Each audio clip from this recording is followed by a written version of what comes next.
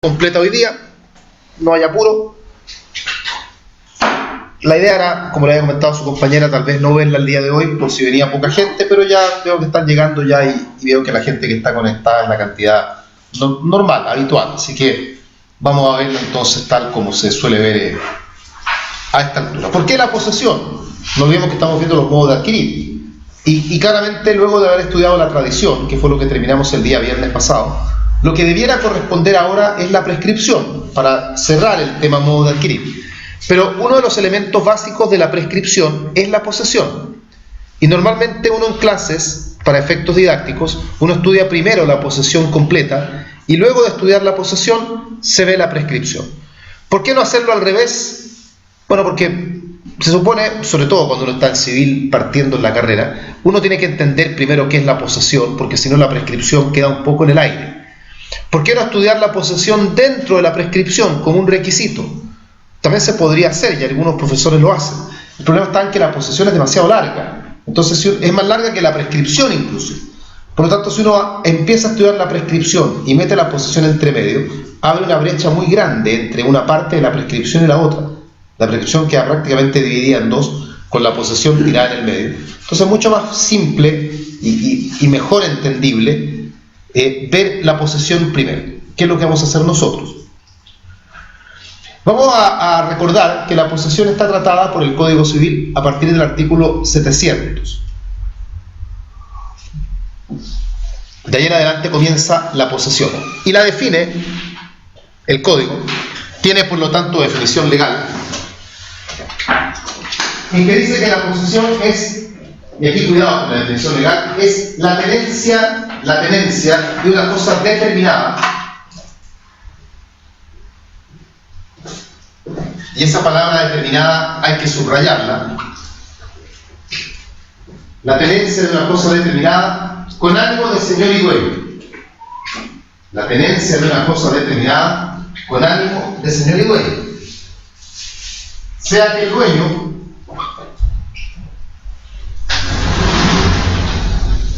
o el que se da por tal, sea que el dueño o el que se da por tal tenga la cosa por sí mismo, o por otra persona, en lugar y a nombre de él. Tenga la cosa por sí mismo o por otra persona, en lugar y a nombre de él. Ese es el concepto legal de posesión. Es largo, hay que aprendérselo, es un buen concepto, no les van a aceptar otro. Y la palabra, la palabra más importante de la definición es la palabra determinada. No porque tenga tanta importancia en sí en el concepto, a pesar que la tiene, no hay que omitirla, pero pasa a ser, en mi opinión, la palabra más importante porque es la palabra que más olvida el alumno cuando da el concepto. Por eso les pido que la subrayen, la destaquen, para que no les pase. Dicen que la posesión es la tenencia de una cosa con ánimo de señor y dueño, bla, bla, bla.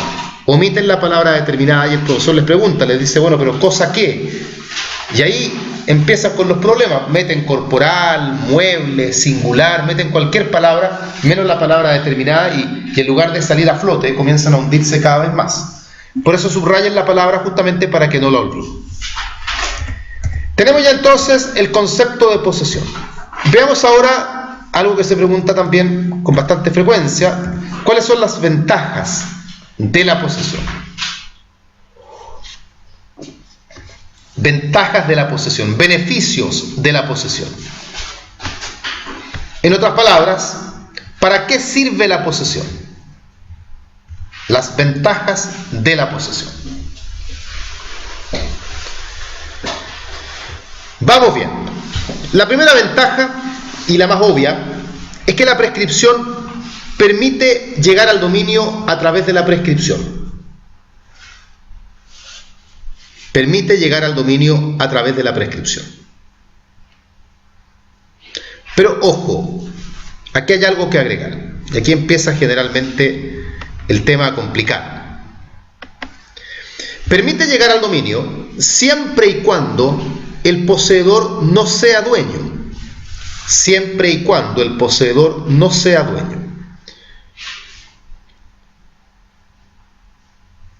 Yo sé que puede sonar muy curioso esto. ¿Cómo es eso de que el poseedor? Porque uno normalmente, de forma equivocada en todo caso, tiende a creer que el dueño y el poseedor son personas distintas. O se tiene el dominio, cree uno, o se tiene la posesión. O soy dueño o soy poseedor. Pero no es así. Por el contrario, la lógica nos indica que el dueño y el poseedor debieran ser la misma persona. Por ejemplo, ¿cuál es su nombre? Isabel, ¿no? Isabel es... ¿De quién es esa mochila, Isabel, que usted tiene en la mesa? Mía. Es suya. Usted tiene el dominio. ¿Tiene la posesión también? También tiene la posesión. Sí, es lo lógico que el dueño tenga también la posesión. Lo que sucede es que el Código Civil, cuando construye la teoría de la posesión, la construye sobre la base de un poseedor que no tiene el dominio, lo que la doctrina llama el mero poseedor, queriendo referirse con esa expresión de mero poseedor a aquel que tiene la posesión pero que no tiene el dominio, y es él el que está aspirando a llegar al dominio a través de la prescripción. El que ya tiene el dominio no necesita llegar al dominio de nuevo. El dominio no se adquiere por más de un modo. Si ya es dueño, ya adquirió por algún modo X, que puede incluso haber sido la propia prescripción, ¿ya? ¿Para qué va a querer volver a adquirir? No tiene sentido. A él no le sirve esta meta, que es la prescripción, como modo de adquirir, pero sí le sirve al que es solamente poseedor. Segunda ventaja de la posesión, que también es aplicable hasta cierto punto al que es mero poseedor nada más, o por lo menos inicialmente es así.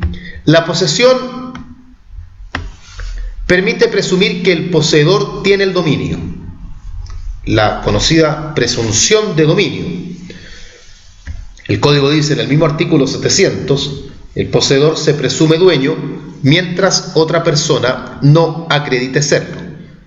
Es una presunción legal porque está en la ley, y dentro de las presunciones legales es simplemente legal porque admite prueba en contrario. La propia norma augura que el poseedor se presume dueño mientras otra persona no acredite serlo. O sea, nos da a entender que hay otra persona que podría intentar probar el dominio, destruyendo esta presunción.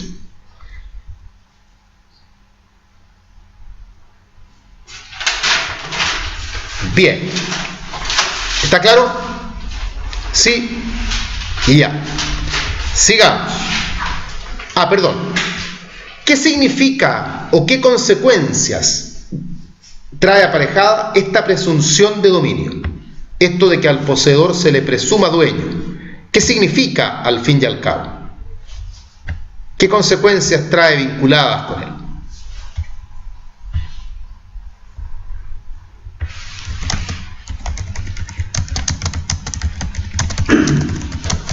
Un tema de prueba. Uno, efectivamente, vamos a dar dos aspectos. Letra A, sirve como medio de prueba. Sirve como medio de prueba. ¿En qué sentido decimos que sirve como medio de prueba? Porque al final esto se transforma en una manera indirecta, digámoslo así, indirecta, de probar el dominio. Si yo estoy en juicio y necesito probar el dominio, sabemos que probar el dominio es difícil, no es una tarea fácil probar dominio. Una manera indirecta de probar dominio es probando la posesión. Porque si yo logro probar que soy poseedor, luego me amparo en la presunción de dominio. Demuestre que usted es dueño. Miren, voy a demostrar que soy poseedor y por esa vía se va a presumir que tengo el dominio. No es la prueba perfecta de dominio, evidentemente, porque se puede destruir por la otra parte. Pero ¿qué es lo interesante? Que en un juicio, ampararse en la presunción de dominio invierte la carga de la prueba. Porque si el llamado a probar dominio soy yo, y yo me amparo en la presunción de dominio, ahora el que tiene que probar el dominio es el otro. Porque el otro va a tener que destruir la presunción. Y la única manera que tendrá de destruir la presunción es probando dominio. Lo que no es menor, porque probar el dominio no es fácil. Entonces, esta presunción nos favorece en poder destruir, digamos, poder dar por probado una circunstancia que objetivamente es compleja de probar. Esa es la primera ventaja que tiene, o el primer efecto de la presunción de dominio, pero no es el único. Hay otro. Letra B. A través de la presunción de dominio, el poseedor tiene facultades, que son las mismas facultades que el dominio. El poseedor puede usar, gozar y disponer. El poseedor tiene uso, goce y disposición. Pero acá uno tiene que entender lo siguiente.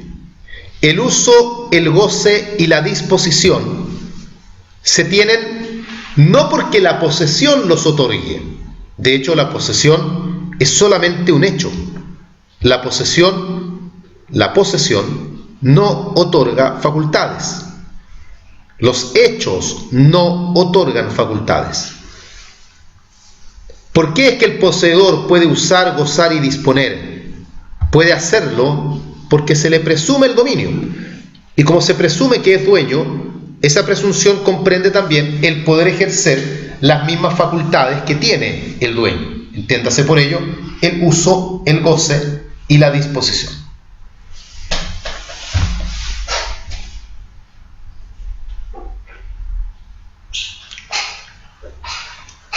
¿Estamos claros? ¿Dudas hasta acá? Ya. Sigamos. Tercera ventaja de la posesión. La primera es, recordemos, el poder llegar al dominio a través de la prescripción. La segunda fue esto de la presunción de dominio. Tercera, la posesión se encuentra protegida por acciones. La posesión se encuentra protegida por acciones. Es decir, el poseedor puede proteger su posesión por vías jurídicas. Esto es indudable porque el propio código tiene un título que se denomina de las acciones posesorias.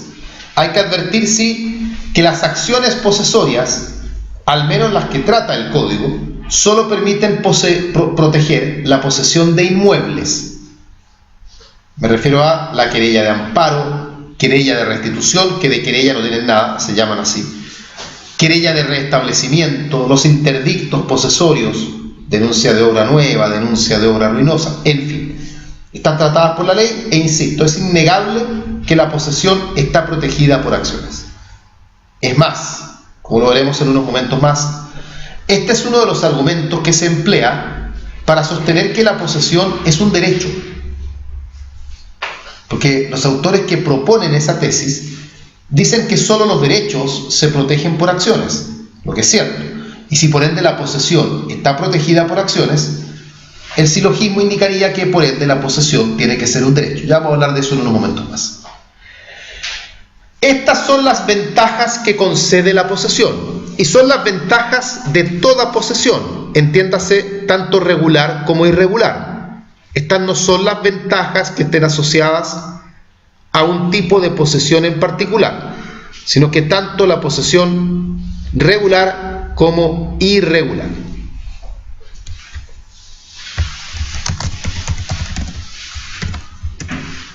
¿Está claro?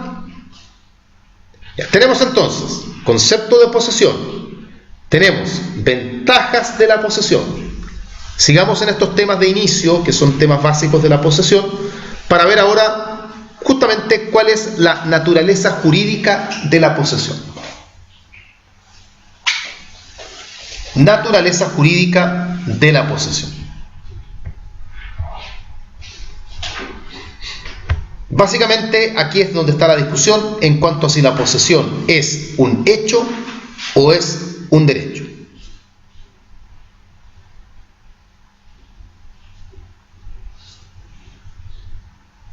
Hecho o derecho. Vamos a partir contando el final. Sabemos ya, porque esto es un tema que hoy día ya no se discute, ya hace mucho tiempo que ya no se discute ya, que se terminó concluyendo que la posesión es un hecho. Lo habíamos incluso mencionado por ahí en alguna otra clase. Lo que trae aparejado, por ende, que dado que la posesión es un hecho, la posesión, por lo tanto, no se transfiere ni se transmite, sino que cada persona va a iniciar su propia posesión. Si yo tengo la posesión de este lápiz, de este plumón, y le cedo el bien a Luis, Luis va a iniciar él su propia posesión.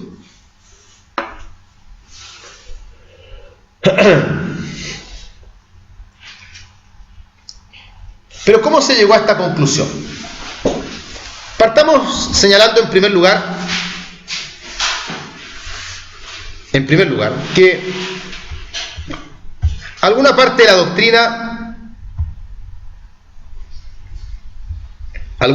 la doctrina señaló inicialmente que la posesión debía ser considerada un derecho.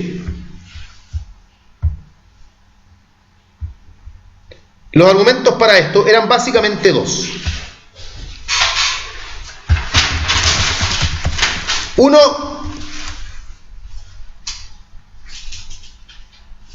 el que la posesión se encuentre protegida por acciones, entendiendo, como ya se dijo, que las acciones protegen derechos, y si la posesión tiene acciones, por lo tanto la posesión es un derecho.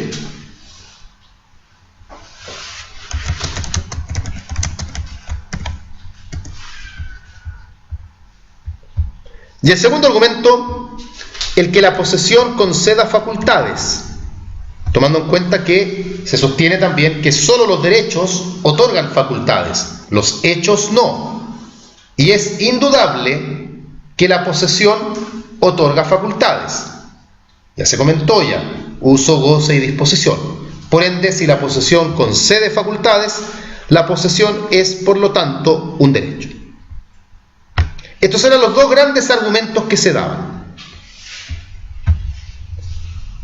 Terminó predominando la postura contraria, terminó predominando la postura de quienes propusieron que la posesión debía ser considerada un hecho.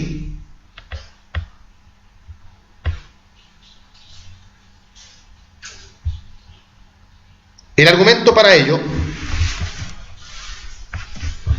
de que la posesión debe ser considerada un hecho, son los siguientes. Primero, desvirtuemos los argumentos de la parte contraria. La posesión concede facultades porque se ampara para ello en la presunción de dominio. No es que conceda facultades porque en sí sea un derecho, sino que concede las facultades porque, como está dicho ya, el poseedor se presume dueño y bajo esa presunción de dominio tiene las facultades. Eso como número uno. Segundo argumento. Es cierto que la posesión está protegida por acciones.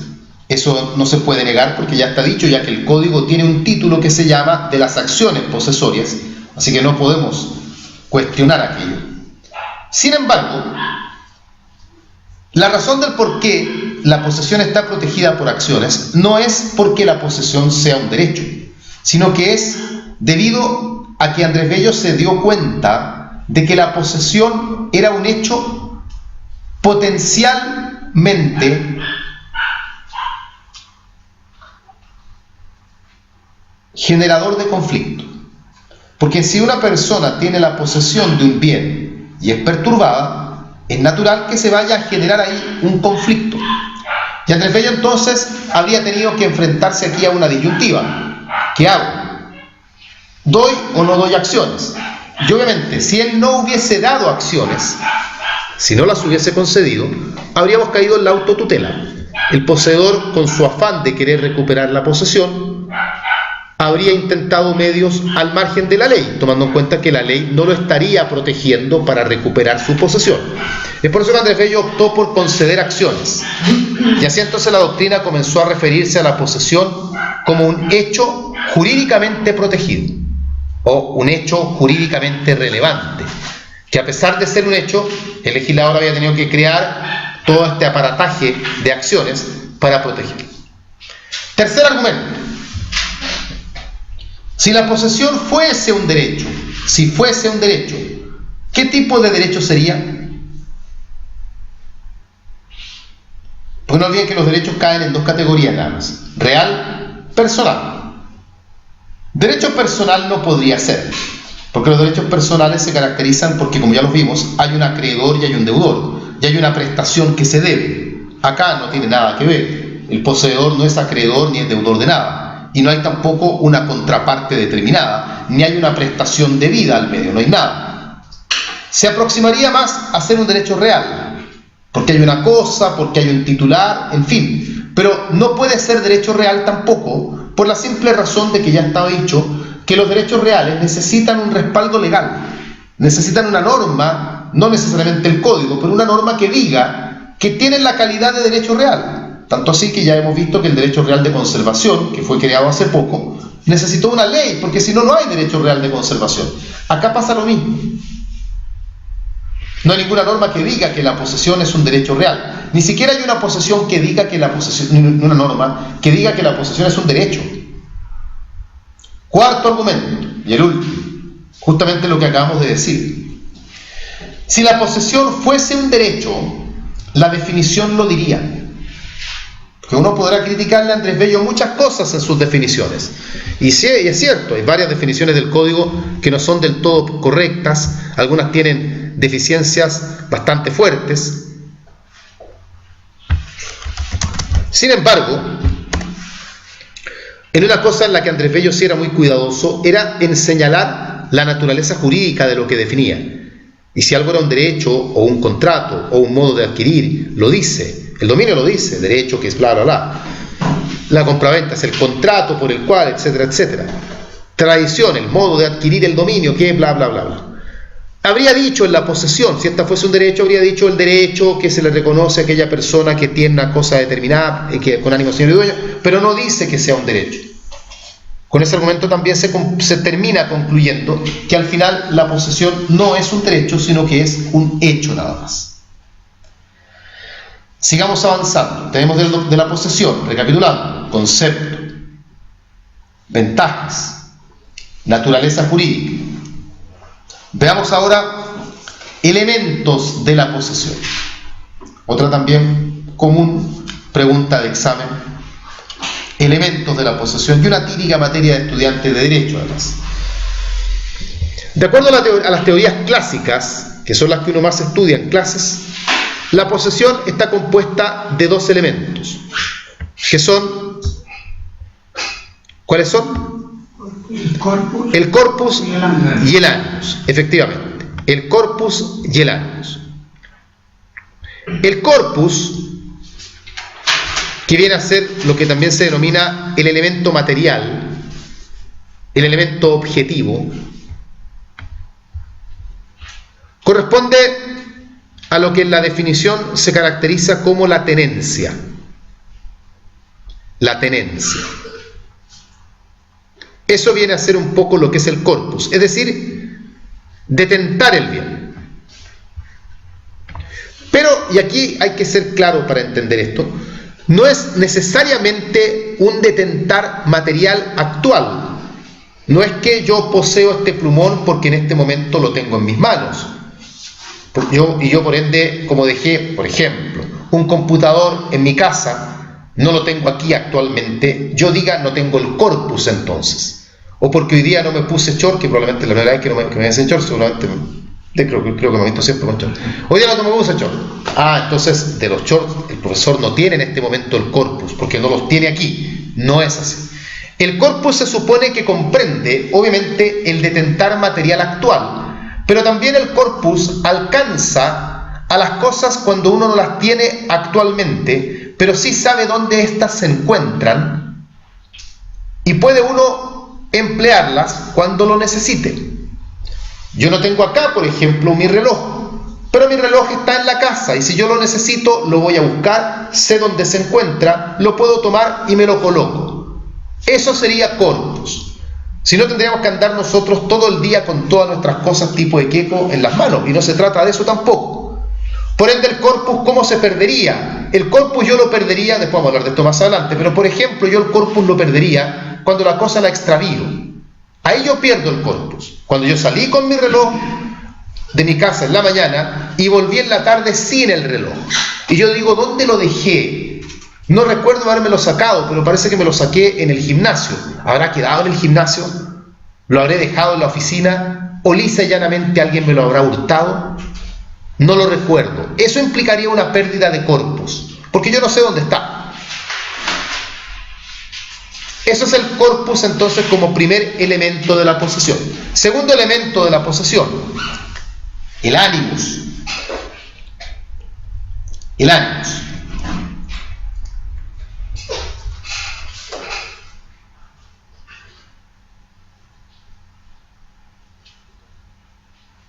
El animus es conocido como el elemento psicológico, el elemento intelectual, subjetivo, que claramente aparece en la definición cuando la propia definición nos habla de el ánimo de señor y dueño. Es decir, tiene que ver con que el poseedor tiene la persuasión de ser el dueño. Puede que lo sea o no lo sea. Esto no tiene que ver con el resultado, sino que tiene que ver con la convicción que el poseedor tiene. Él actúa y además jurídicamente es plausible que él esté actuando como dueño. Por ejemplo, una persona que compra un caballo, en virtud del título compra-venta, es plausible que se crea dueño. Tal vez no lo es, porque tal vez quien le vendió el caballo no era dueño tampoco. Nosotros hemos hablado de eso justamente en la última clase. Pero tiene la persuasión, el convencimiento. Jurídicamente tiene como lógico el pensar que él pueda ser el dueño de la cosa. Yo les dije, de acuerdo a las teorías clásicas, estos son los dos elementos de la posesión. Pero lo digo porque las teorías modernas le agregan a la posesión un tercer elemento. Teorías modernas agregan a la posesión un tercer elemento. Además del corpus y el animus, además de ellos, se agrega un tercer elemento. Y ese tercer elemento es la cosa determinada. La cosa determinada.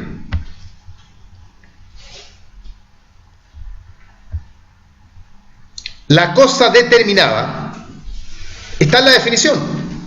Y de ahí también la importancia de insistir, cuando uno da la definición, de que la cosa que se posee es una cosa determinada.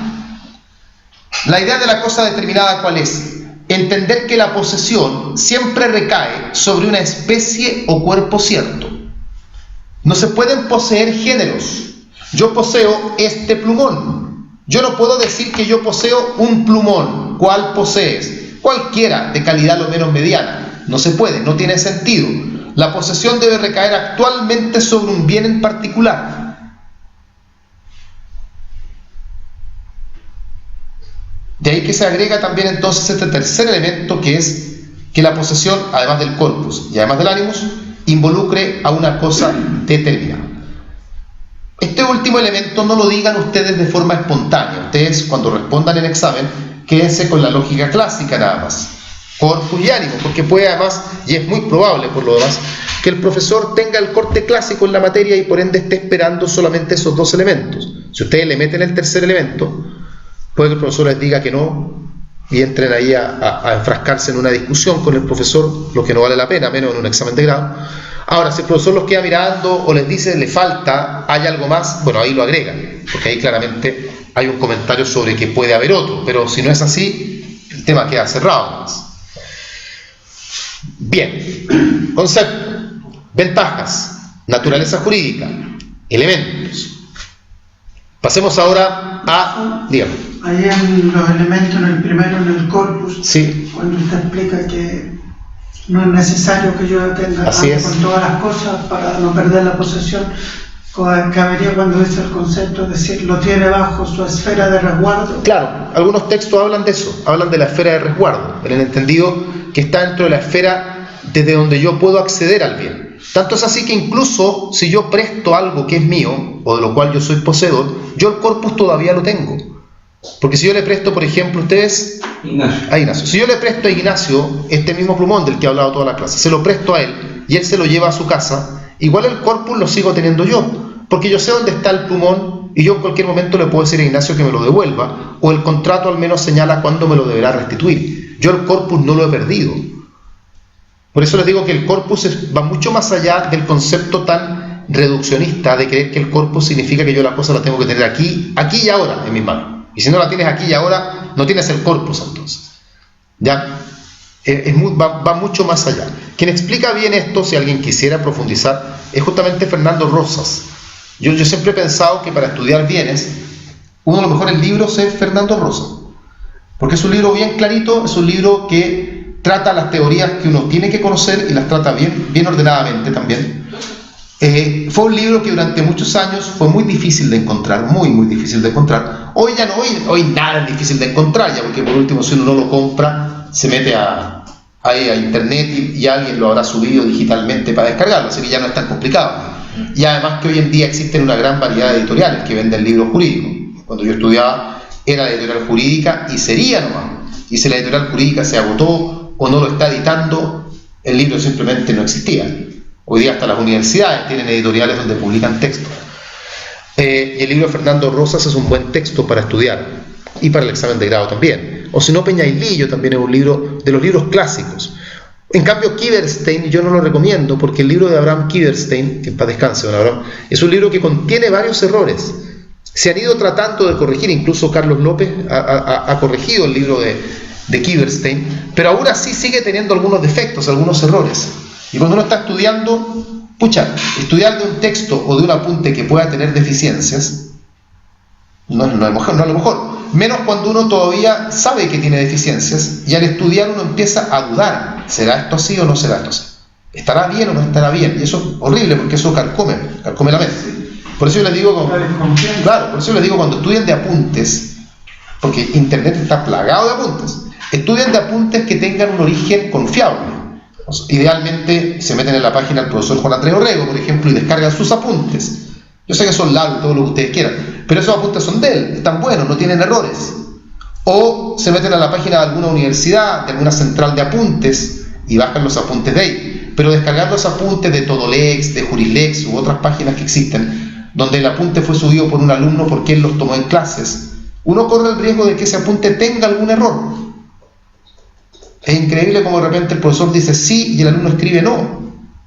O el profesor dice 3 años y el alumno escribió 5. ¿Por qué pasan esas cosas? Porque hay que reconocer que cuando uno se pone a escribir, uno no tiene que racionalizar lo que está escribiendo. Y a veces uno escribe sin escuchar. Es maravilloso cómo funciona la mente. Uno está escribiendo y está pensando en cualquier cosa. Y después cuando uno lee en la casa, uno ni siquiera se acuerda de haber escrito lo que leyó. Pero uno lo lee porque dice, yo lo escribí, el profesor lo dijo.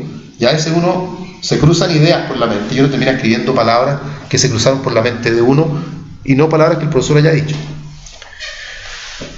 Y esto lo aclaro porque hay una cantidad tremenda de oferta de apuntes y a mí me han llegado apuntes, yo he revisado apuntes, incluso apuntes de interrogadores y cosas así que tienen errores, no errores groseros ni cuestiones obvias ya, pero tienen errores que yo digo, si el alumno responde esto en examen, se corre el riesgo que le digan está malo, se equivocó.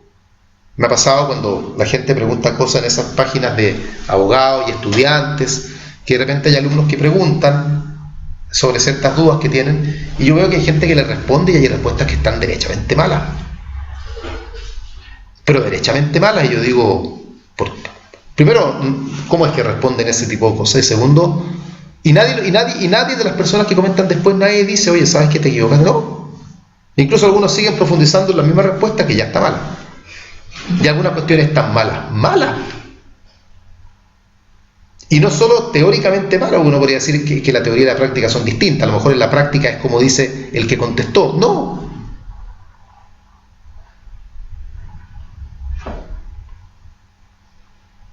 Bueno, pues por eso digo, uno tiene que tener cuidado con todo.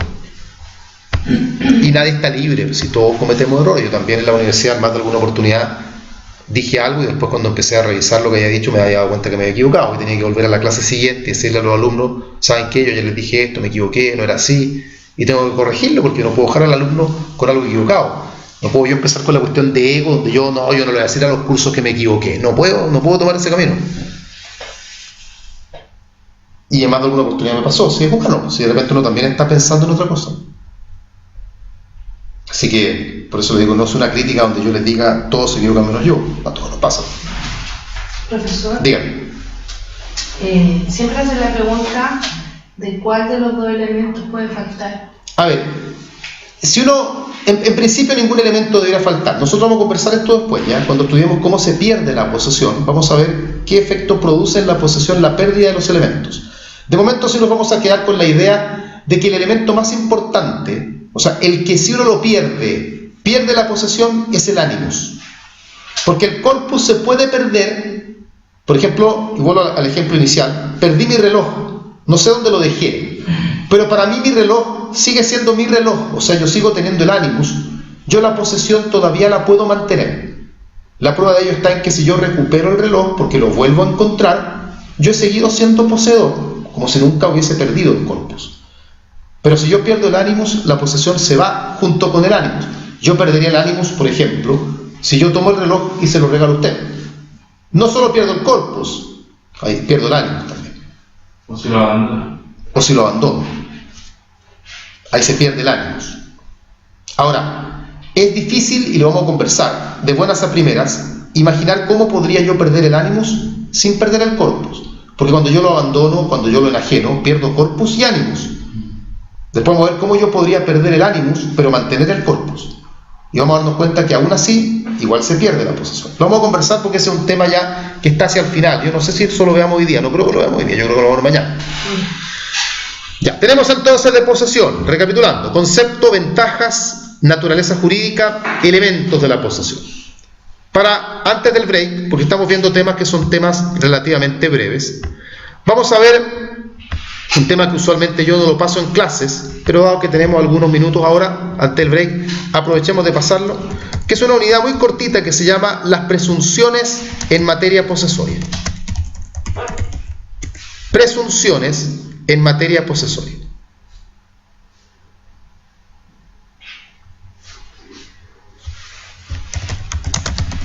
Esto es solamente para ir ordenando el que dentro del estudio de la posesión, hay varias presunciones, algunas bastante conocidas, otras no tanto. Vamos bien. Primero, la ya estudiada presunción de dominio, es decir, el poseedor se presume dueño mientras otra persona no acredite serlo. El poseedor se presume dueño mientras otra persona no acredite serlo. Número 2, también bastante conocida, la presunción de buena fe. La buena fe se presume, la mala fe deberá probarse.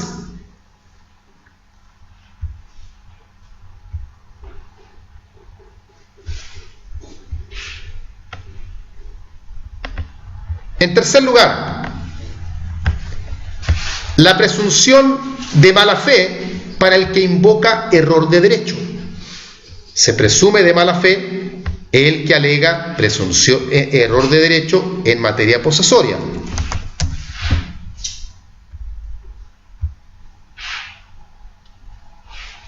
Tanto así que esta presunción de derecho en materia de posesión, esta presunción de mala fe, es una presunción de derecho, o sea, no admite prueba en contrario.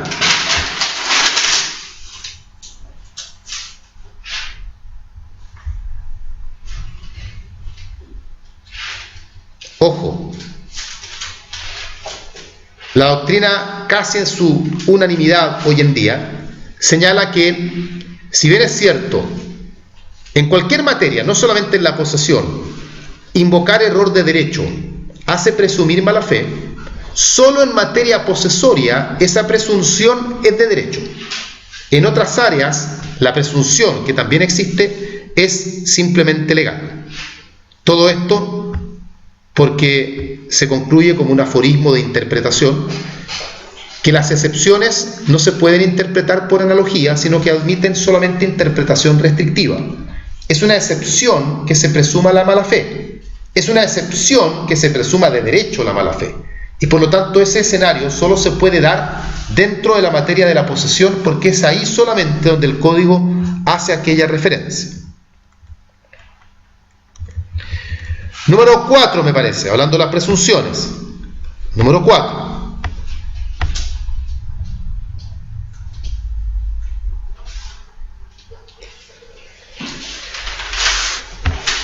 A ver, cuando una persona ha poseído un bien,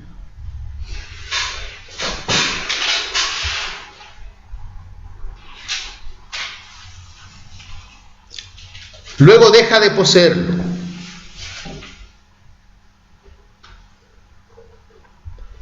y luego lo vuelve a poseer, se posee, se pierde y luego se vuelve a poseer, la ley presume que lo ha poseído todo el tiempo intermedio.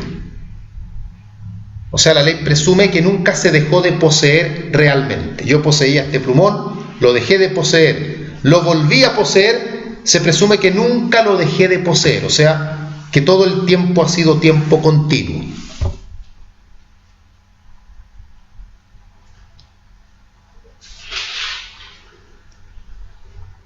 ¿Eso para el cómputo de la prescripción? Claro, eso es para el cómputo de la prescripción.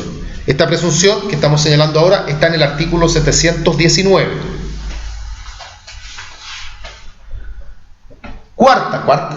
Quinta parece. Quinta presunción, en el mismo artículo 719.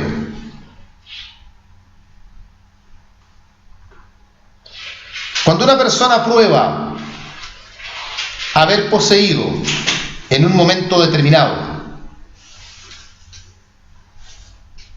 y prueba estar poseyendo actualmente, también se presume que ha poseído todo el tiempo intermedio. O sea, si yo pruebo que yo estaba poseyendo hace 10 meses, pruebo que estoy poseyendo ahora, se presume que todo el tiempo intermedio también he poseído. Está en el mismo artículo 719.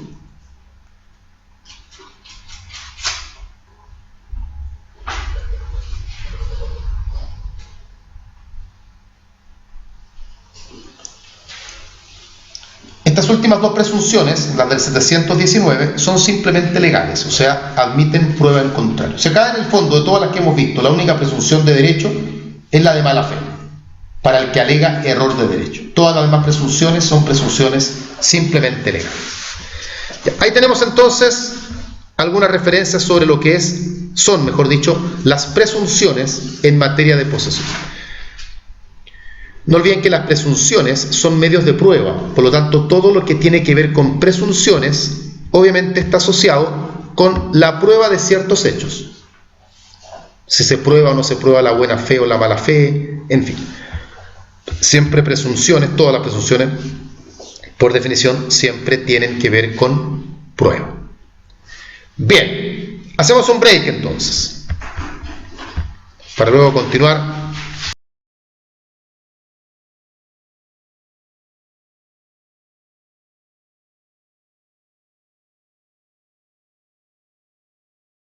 Del inicio de la posesión, vamos a referirnos ahora a la prueba de la posesión. ¿Cómo se prueba la posesión?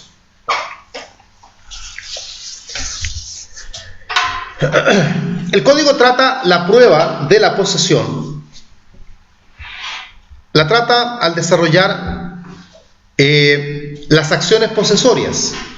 Es ahí donde el código trata la prueba de la posesión. Tiene sentido, obviamente, porque si hay una materia en la cual es necesario probar que uno es poseedor, es justamente cuando se va a intentar una acción posesoria. Uno de los requisitos, de hecho, de las acciones posesorias es que se pueda demostrar que uno tiene la calidad de poseedor. Ahora, la posesión, por lo tanto, en el código, cuando se toca el tema de la prueba, está vinculada solamente con la posesión de inmuebles. Por lo tanto, podríamos decir que el código explica cómo se prueba la posesión solamente de los inmuebles. No indica cómo se prueba la posesión de los muebles. No lo dice.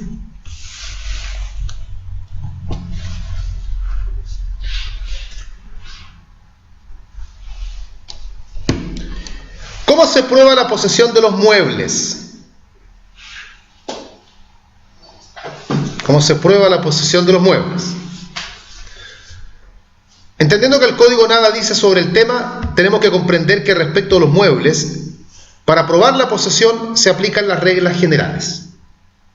Es decir, se puede recurrir a los medios de prueba que la ley indica, y básicamente lo que habrá que probar son los elementos de la posesión, el corpus y el animus. Uno al final indica que la forma más idónea en estos casos de probar la posesión es demostrando que uno respecto del bien ha actuado como si fuese dueño de él mismo.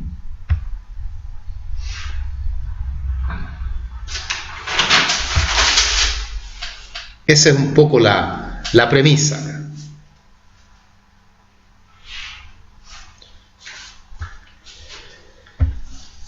En los inmuebles, en cambio,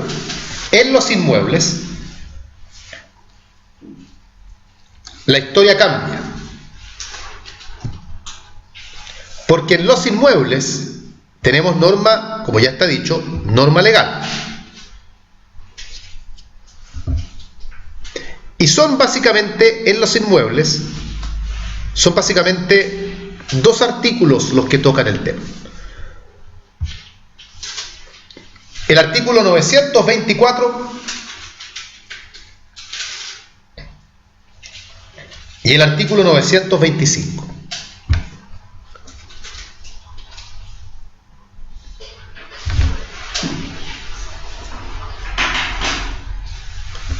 ...924 y 925.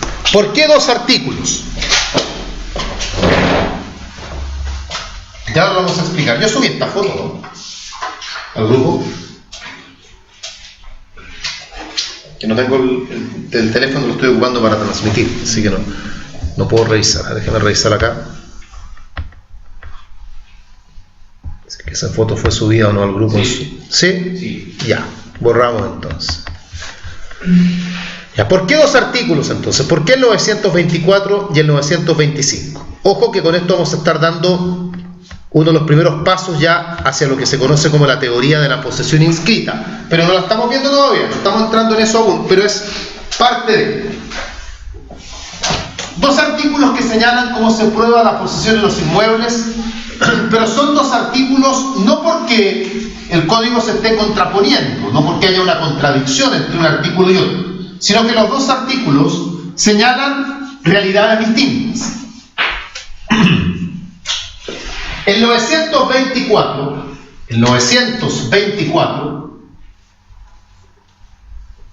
es un artículo que se aplica cuando se cumplen dos requisitos.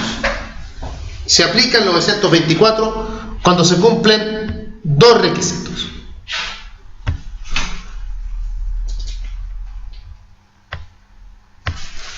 Estos son, primero, que el inmueble tenga título inscrito, que el título se encuentre inscrito, y el segundo requisito, que esa inscripción tenga al menos un año de vigencia. Al menos un año de vigencia. Cumpliéndose esos requisitos, que son requisitos copulativos, ambos tienen que darse. En ese caso, el 924 indica que la posesión se prueba a través de la inscripción. La inscripción constituye prueba y el código indica además que esa prueba, la inscripción, no se puede desvirtuar por ningún otro medio de prueba. O sea, genera la plena convicción de que la persona tiene la calidad de poseedor. Fíjense entonces cómo es que la inscripción no sirve para probar dominio, sino que la inscripción sirve para que uno pruebe que es poseedor. Claro está que uno ahí obviamente debiera luego ampararse en la presunción de dominio y con ello podría completar una prueba de dominio, pero no es la forma directa de probar dominio. Ese es el 924. El 925 Es un artículo complementario que se aplica, primero, se aplica cuando el inmueble no está inscrito,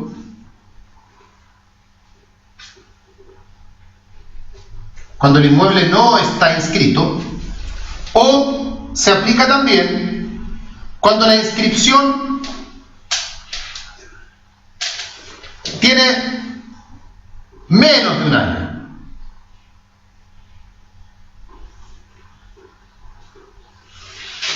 Ahí se aplica el 925, cuando los inmuebles no están inscritos, o bien cuando estando inscritos tienen una inscripción que aún no completa el año. De acuerdo al 925, para probar la posesión se debe recurrir a los medios de prueba en general, no hay ningún medio de prueba idóneo para esto, y se debe demostrar con hechos positivos que uno ha actuado como dueño.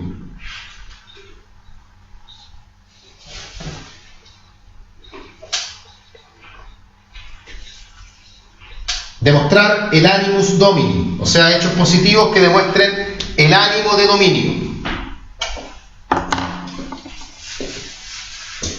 El código incluso da algunos ejemplos. Dice, no olviden que estamos hablando de inmuebles. Comenta el construir en el predio o cercar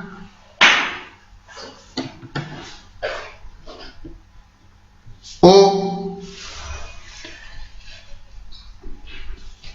talar árboles o pagar las contribuciones, en fin. El hecho de estar comportándose y desarrollando las típicas actitudes que desarrolla una persona que es dueña de un bien.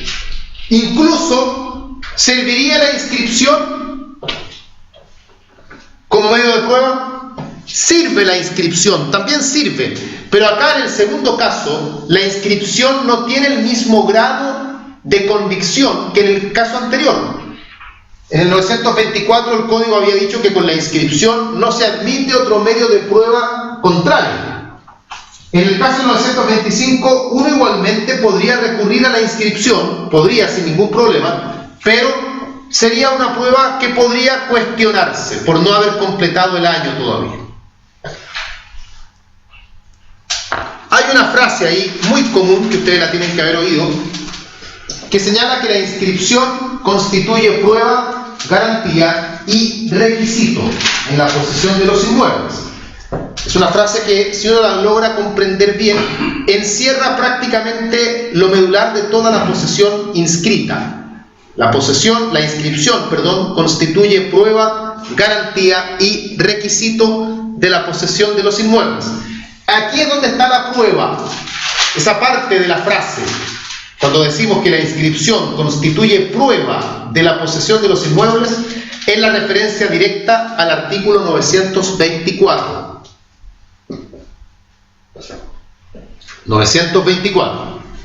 Estos artículos, además, el 924 y el 925, son dos artículos que nos permiten desde ya ir concluyendo que no todos los inmuebles se encuentran inscritos. Ya podemos ir concluyendo desde ahí que no todos los inmuebles se encuentran inscritos. O sea, es posible ser poseedor de un inmueble sin tener el título inscrito, lo cual va a generar algunos conflictos, como veremos el día de mañana, creo yo ya, sobre la noción de que el código también por ahí tiende a advertir que todos los inmuebles tienen que estar inscritos. Y nos damos cuenta con esto ya que no es tan así. El código, lamentablemente, y ese es uno de los puntos más complejos de la teoría de la posesión inscrita, es que el código tiende a confundir materias. O sea, el código por un lado nos dice los títulos se inscriben, por otro lado nos dice que no es necesario inscribirlos, y ahí es donde entra un poco el roce. Y mañana veremos, no hoy día, si acaso es necesario realmente inscribir o no es necesario inscribir cuando uno pretende ser poseedor de un inmueble. Bien. Tenemos entonces ya la prueba de la posesión. Sigamos. Otro Otro tema, el último, estos temas ya breves, no quiero restarles importancia porque son materias importantes, es la agregación de posesiones. Agregación de posesiones.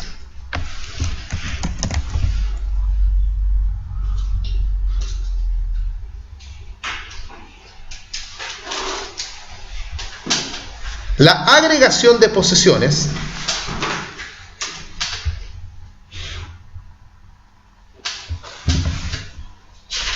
o también llamada acumulación de posesiones o también llamada accesión de posesiones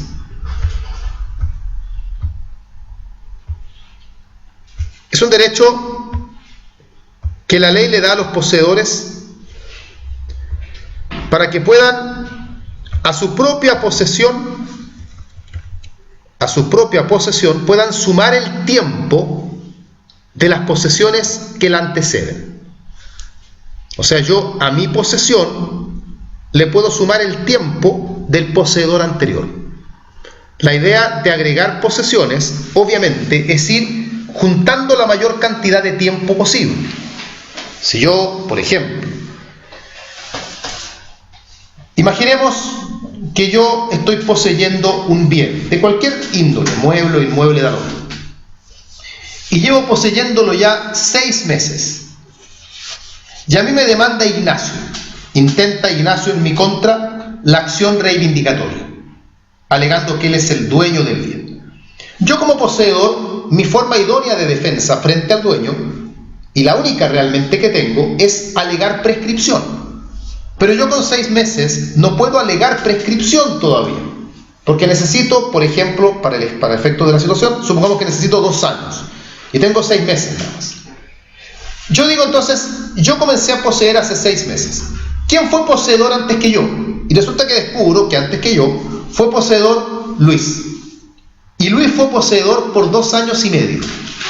Entonces yo puedo agregar a mi posesión de 6 meses, podría agregar la posesión de Luis, con lo cual yo sumaría en total 3 años, y con eso yo ya estaría en condiciones de poder invocar prescripción. El artículo 717 Pero si no hay una interrupción en la... Hay, pero la ley permite agregarse el tiempo.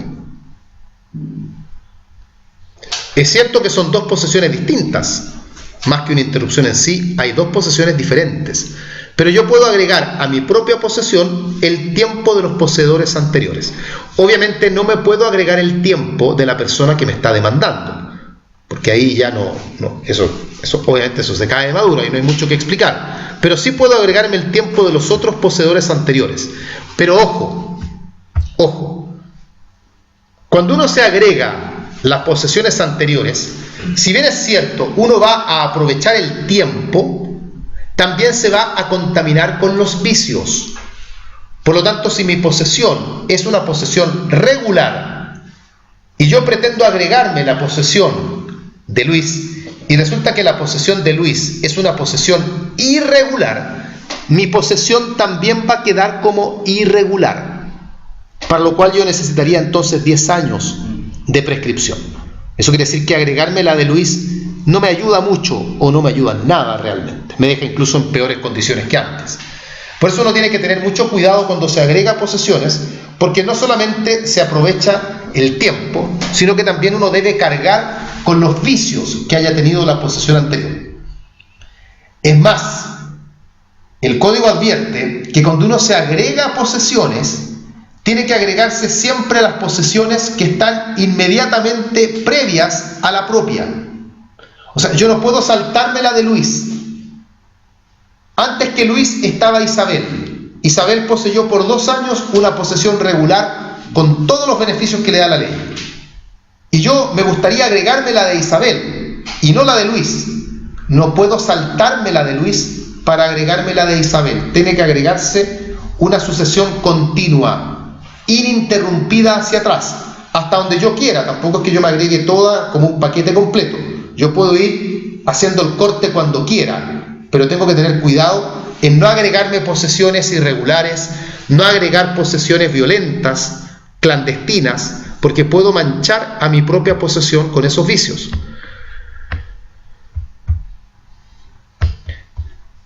Este es un tema que obviamente su principal finalidad dice relación con la prescripción, para poder acumular una mayor cantidad de tiempo con el afán de poder llegar más rápidamente a la prescripción.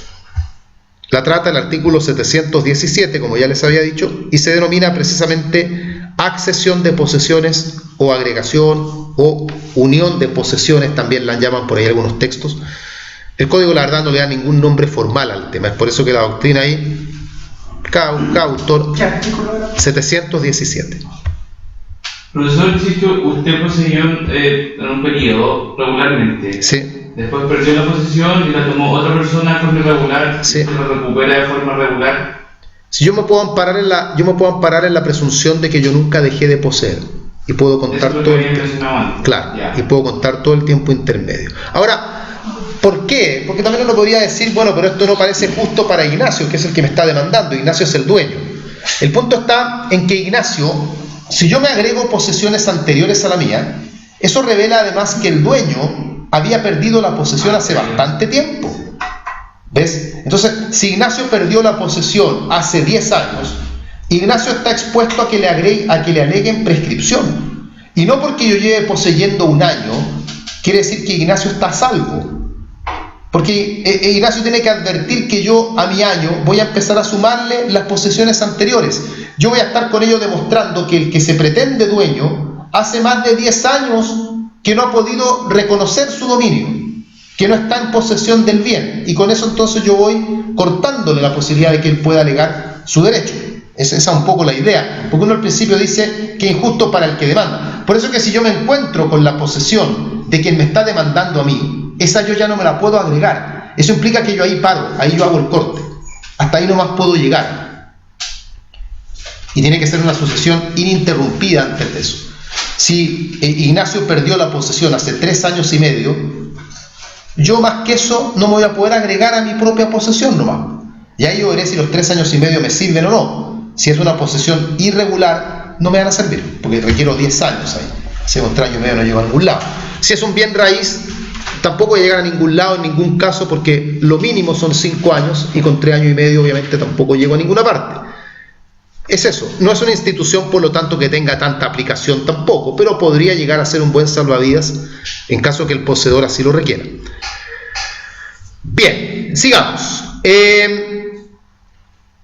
Ya, antes de terminar, porque nos vamos a meter en la clasificación de la posesión en detalle ya mañana, pero vamos a hacer el esquema por lo menos de la clasificación de la posesión. ¿Cómo se clasifica la posesión? ¿Cómo se clasifica la posesión? Vamos bien. Número 1. Clasificación legal. Y sin lugar a dudas, la más importante. Y sin lugar a dudas, aquella con la que debiéramos comenzar si estamos tratando el tema. Atendiendo a la prescripción que se requiere para llegar al dominio, tenemos posesión regular y posesión irregular. Insisto en esto, atendiendo a la prescripción necesaria para llegar al dominio. Someramente, y para que puedan hacer por lo menos el nexo, la posesión regular nos conduce a la prescripción adquisitiva ordinaria. La regular va asociada con la ordinaria. En cambio, la posesión irregular va vinculada con la prescripción adquisitiva extraordinaria. Igual, la irregular nos permite llegar al dominio, no es que no lo permita, lo permite también, pero se requiere para ello, como está dicho, ir por el camino de la prescripción adquisitiva extraordinaria. Número 2. También una clasificación legal. Atendiendo al vicio que tenga la posesión, tenemos la posesión violenta y la posesión clandestina. Posesión violenta Posesión clandestina.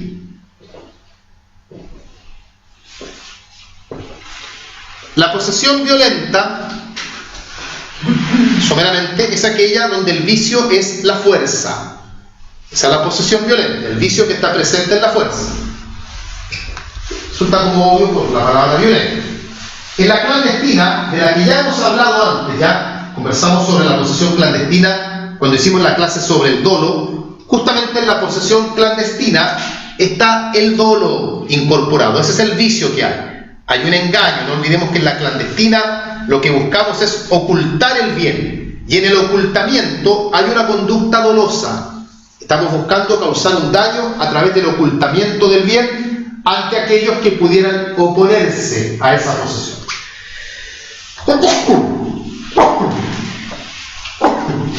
Ya. Y número 3, la tercera clasificación de la posesión, y que es una clasificación doctrinaria, y por eso la hemos dejado para el final, advirtiendo además que es una clasificación que no todos los autores comparten, y es por eso que hay que tratar de no mencionarla de forma espontánea, salvo que el profesor obviamente se dirija hacia ella, atendiendo a si se puede o no llegar al dominio por prescripción. Si se puede o no llegar al dominio por prescripción, está la posesión útil y la posesión inútil. Posesión útil, posesión inútil. La útil, naturalmente, es la que permite llegar al dominio a través de la prescripción. Da lo mismo si requerimos 2 años, 5 años, 10 años, da igual eso, pero sin embargo, lo importante es que se puede llegar al dominio.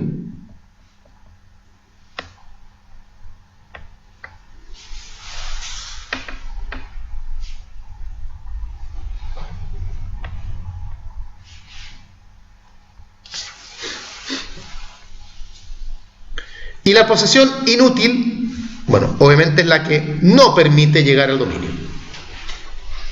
En la inútil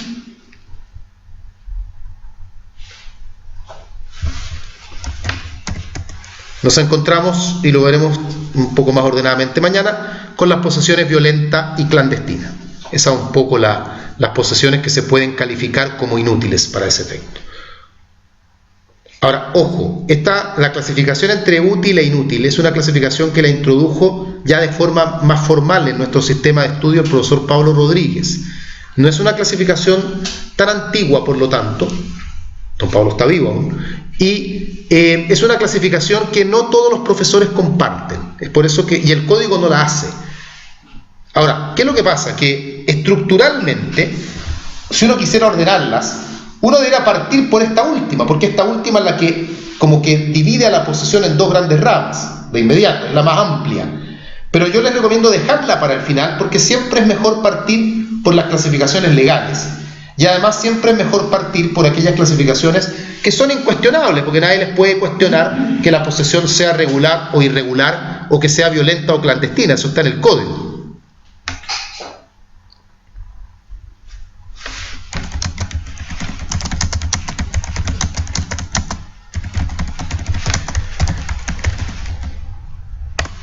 Bien, nuestro enfoque va a estar dado principalmente hacia la primera clasificación. Ya de las otras diremos cosas referenciales. Incluso ahí es donde yo les digo, échenle ustedes una mirada a sus cedularios, si es que tienen, claro, porque es muy probable que las posesiones violenta y clandestina, por ejemplo, estén liberadas del cedulario, o sea, diga, no entran, porque no son temas que realmente se estudian tanto.